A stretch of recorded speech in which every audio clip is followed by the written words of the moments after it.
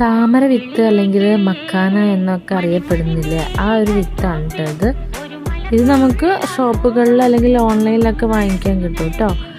ഇതൊരുപാട് healthy ആയിട്ടുള്ളൊരു food പ്രോഡക്റ്റാണ് കേട്ടോ. അല്പം നെയ്യിൽ ഈ മക്കാന ഇങ്ങനെ വറുത്തെടുക്കുന്നതാണ് നമ്മൾ ചെയ്യുന്നത്. എന്നിട്ട് അല്പം മുളക് പൊടി ഇട്ടിട്ട് ഇങ്ങനെ പൊട്ടിച്ചെടുക്കാൻ പാകത്തിനാവുമ്പോൾ നമുക്ക് കോരി മാറ്റി വെക്കാം.